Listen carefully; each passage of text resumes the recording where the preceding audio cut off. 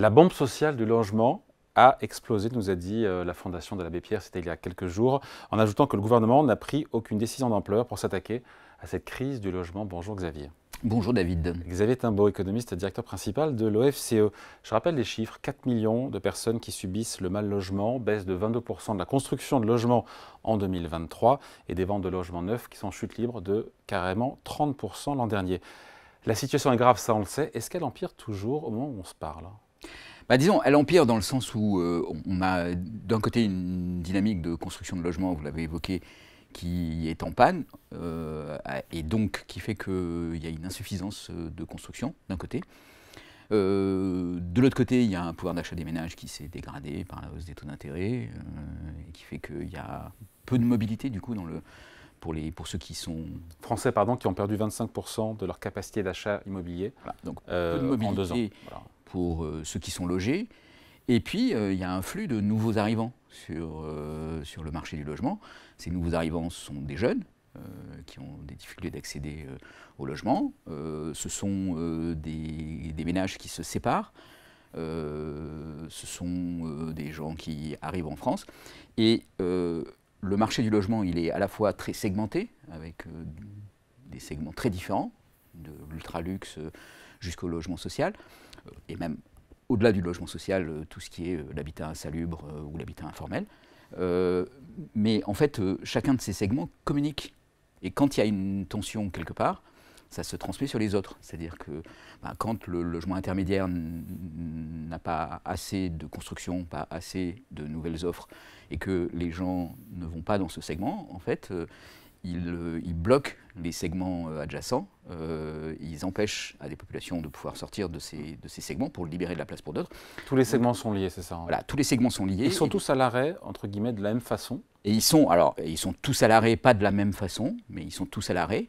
Et ça provoque un certain nombre de conséquences. Alors pour les jeunes, ça veut dire par exemple que les jeunes restent plus longtemps chez leurs parents. Les couples, les ménages qui veulent se séparer, retardent leur séparation, avec parfois des tensions très fortes qui peuvent se traduire par des violences domestiques, par exemple. Donc, c'est pas sans conséquences. Et puis, ça se traduit aussi par des gens qui cohabitent, des colocations, par exemple, qui se font, parce que c'est le seul moyen pour des jeunes adultes... Ou des familles qui veulent s'agrandir et qui ne peuvent pas. Ou des familles qui ne peuvent pas s'agrandir, donc on pourrait y voir une explication à la baisse de la fécondité.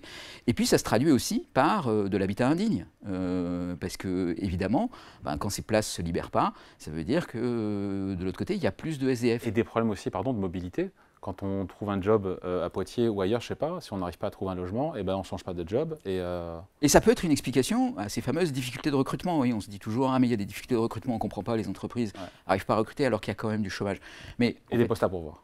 Et des postes à pourvoir. Mais en fait, c'est une des explications, ça peut être cette mobilité. C'est-à-dire, OK, il peut y avoir un emploi libre dans une entreprise, mais les gens qui sont potentiellement intéressés ne peuvent pas déménager, se rapprocher de cet emploi, et ils n'ont pas la possibilité de faire 2 heures de transport par jour aller, 2 heures de transport retour. Donc, du coup, ils ne prennent pas l'emploi, simplement parce que ce n'est pas possible pour eux d'accepter ces temps de transport.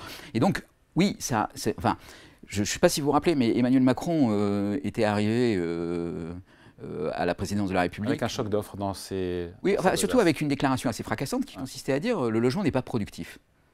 Rappelez-vous. Et donc, d'ailleurs, une des idées, c'était de dire comme il n'est pas productif, en fait, il faut le taxer. Vous vous rappelez, dans la réforme de l'ISF, on a transformé l'ISF en impôt sur la fortune immobilière au nom de ce n'est pas quelque chose de productif.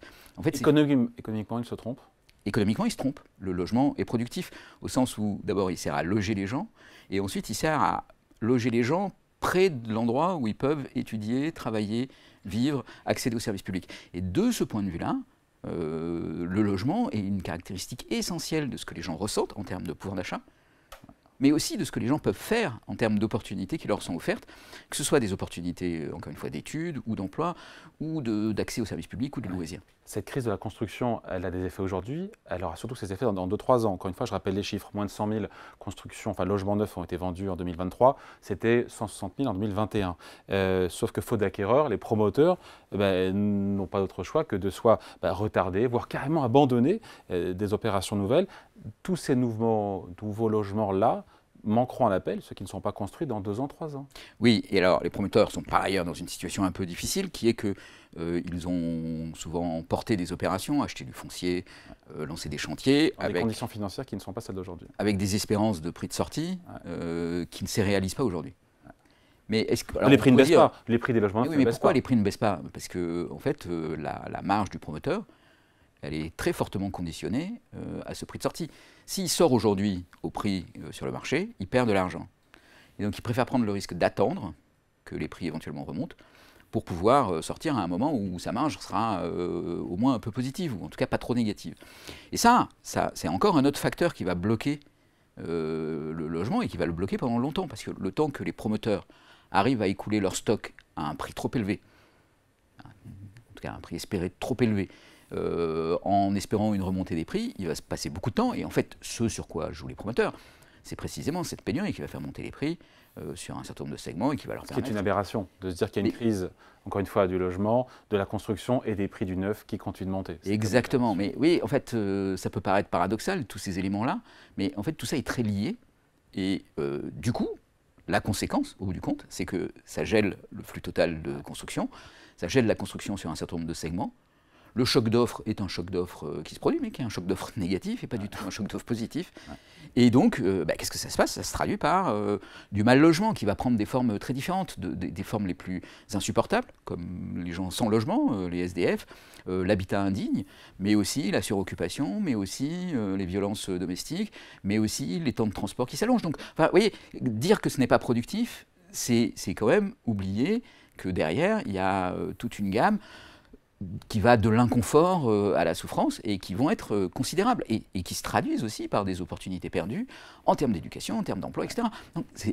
Donc, si on construit, c'est pas une bonne nouvelle, quoi. Ouais, si on ne construit plus en France, donc c'est à cause de quoi? Qu'on comprenne bien les causes. Taux d'intérêt trop élevé, même si c'est un petit peu en train de changer, puisqu'on sait que la BCE va baisser ses taux d'intérêt et que les banques sont en train de revoir leur grille tarifaire. C'est à cause du manque de foncier, mais ça c'est pas nouveau, on le sait depuis longtemps. On nous parle souvent de réglementation, c'est ce que disent les promoteurs immobiliers, de réglementation trop contraignante qui entraîne des surcoûts. C'est tout ça à la fois? Alors, c'est tout ça à la fois, tous ces facteurs sont vrais. Après, il y a un autre mécanisme qu'il ne faut pas du tout oublier, c'est la pénurie de foncier, elle est structurelle, pourrait-on dire. Pourquoi elle est structurelle? Parce que, en fait, l'attractivité des villes en termes d'opportunités d'accès aux services publics, d'accès à l'emploi, etc., est très forte. Et donc, en fait, le problème, c'est que tous les gens veulent aller à l'endroit où c'est déjà construit. Donc, l'idée qu'il y a du foncier qui serait disponible, qu'on pourrait le libérer et qu'on pourrait construire dessus pour satisfaire cette demande, en fait, ne fonctionne pas parce que ce foncier n'est pas au bon endroit. Mais alors, ce qui se passe, c'est qu'en fait, ce qu'il faudrait, c'est avoir des mouvements de densification dans les villes. Il en a parlé, Gabriel Attal. Alors, il en a parlé, mais c'est une chose d'en parler, c'est une autre chose de comprendre pourquoi la densification ne se produit pas. Et la densification, aujourd'hui, elle ne se produit pas parce que le maire d'une commune qui décide de densifier, en fait, il n'a que des ennuis liés à la densification, c'est-à-dire des nouvelles populations qui arrivent sans recette fiscale. Il n'y a plus de taxes d'habitation. Ben voilà, parce qu'il n'y a plus de taxes d'habitation. Mais ça va même au-delà de ça, c'est que vous voyez, quand vous faites un programme neuf et que vous construisez, il n'y a pas de droit de mutation, il y a une TVA qui est perçue. Et cette TVA, elle n'est pas redistribuée, en tout cas pas complètement, aux collectivités territoriales. Ce qui fait qu'un maire qui construit ne peut pas espérer des recettes fiscales sur le moment. Ni recettes fiscales, ni assentiment futur des administrés. Et du coup, il va falloir qu'il gère effectivement la contestation et l'acceptation de la densité par ses administrés. Et parce qu'il y a un surcoût en termes d'école, en termes de transport, sans avoir les ressources liées à la taxe d'habitation qui va avec. Voilà. Et pour expliquer tout ça à ses administrés, il va avoir beaucoup de mal. S'il n'a pas les moyens d'investir dans sa ville, d'investir, ça veut dire construire des espaces verts, améliorer les transports, améliorer les services publics, améliorer la qualité de vie. Donc tous ces éléments-là, s'il ne peut pas les mettre en phase de la densification, en disant on est une ville qui se développe et les avantages, c'est qu'on a effectivement les moyens de notre développement et de produire un cadre de vie agréable, et à ce moment-là, tout le monde y trouve son compte. Comme il ne peut pas dire ça, qu'est-ce qu'il fait? Il dit non, ça ne se passera pas chez moi. On ne va pas densifier. On ne va pas densifier. Oui, mais donc du coup, si on ne densifie pas, la pénurie de foncier, elle reste là. Alors on peut accuser les normes, on peut accuser... Le choc d'offres dont on nous a parlé... Le choc d'offres, donc il est négatif. De Gabriel Attal. Il nous amène un choc d'offres. Ça nous rappelle quand même 2017 et la campagne présidentielle d'Emmanuel Macron qui déjà à l'époque avait employé ce terme-là. Même Nicolas Sarkozy avait employé ce terme-là. Donc oui, je sais bien que vous adorez Nicolas Sarkozy. Et ça, ouais. Ben oui, mais je veux dire, déjà il parlait du choc d'offres. Et le choc d'offres, le problème c'est que tant qu'on ne va pas traiter cette question de la densification, La question des normes, la question du coût de l'emprunt, du portage de l'emprunt, tout ça sont des questions importantes et qui peuvent jouer. Mais tant qu'on n'aura pas traité cette question de la densification, bah, le choc d'offre, on ne le produira pas. Il sera dans les discours, il sera dans les mots, mais restera lettre morte. Il restera lettre morte. Et quand ça reste lettre morte pendant 20 ans, ensuite, on crée des situations. Enfin, oui, je veux dire, les ménages, ils continuent de vouloir se séparer. Les jeunes, ils continuent d'arriver sur le marché du travail. Les gens qui n'ont pas les moyens de se payer un logement sur le marché locatif, ils vont continuer à faire la file d'attente dans les logements sociaux, dans lesquels ceux qui sont en place ne peuvent pas en partir parce que ce qu'on leur propose sur le marché privé n'est pas accessible. Donc, on bloque ce truc-là et on crée des situations qui sont des situations qui peuvent être insupportables et intolérables. Ouais. Donc après, là, il y a un vrai problème. Et après, on se quitte là-dessus.